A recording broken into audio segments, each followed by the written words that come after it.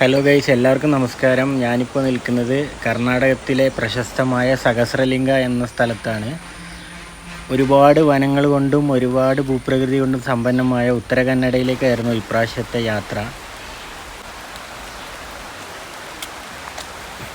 മഴ മൂടിയ ഒരു പ്രഭാതത്തിലാണ് ഞാൻ ഇവിടെ എത്തിച്ചേർന്നത്. സിർസി ബസ് സ്റ്റാൻഡിൽ നിന്നും ഏകദേശം അരമണിക്കൂറോളമായിരുന്നു ഇവിടേക്കുള്ള യാത്ര. 1618 സിർസിയിലെ രാജാവായിരുന്ന സദാശിവരായ വർമ്മയുടെ കാലഘട്ടത്തിൽ ശൽമാല നദിക്കിടയിൽ രൂപപ്പെടുത്തിയ ഒരു നിർമ്മിതിയാണ് സഹസ്രലിംഗ, അതായത് 1000 ശിവലിംഗങ്ങൾ. ഈ നദിയിലെ പാറക്കെട്ടുകൾക്കിടയിൽ അന്നത്തെ രാജാവിൻ്റെ കരകൗശലരായ ശില്പികളുടെ നേതൃത്വത്തിൽ രൂപപ്പെടുത്തിയ 1000ഓളം ശിവലിംഗങ്ങളും നന്ദികളെയും നമുക്ക് ഈ നദിയിൽ കാണുവാൻ സാധിക്കും. മഴയായതിനാൽ തന്നെ ഒട്ടുമിക്ക ലിംഗങ്ങളും നമുക്ക് കാണുവാൻ സാധിച്ചിട്ടൊന്നുമില്ല. എങ്കിലും ഒരുപാട് രൂപങ്ങൾ പുറമെ നമുക്ക് ദൃശ്യമാകുവാൻ സാധിച്ചിട്ടുണ്ട്. മഴ തകർത്ത് പെയ്തുകൊണ്ടിരുന്നു.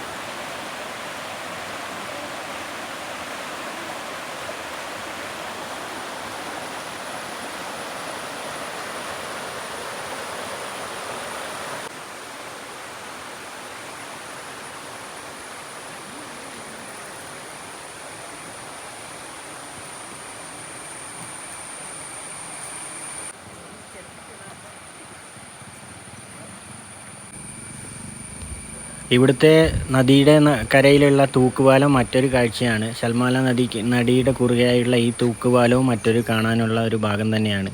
ഇവയെല്ലാം കണ്ട് ഞാൻ പതിയെ യാത്ര തുടർന്നു. എന്തെങ്കിലും ഫാൾട്ടുകളുള്ളവ ക്ഷമിക്കുക. നന്ദി.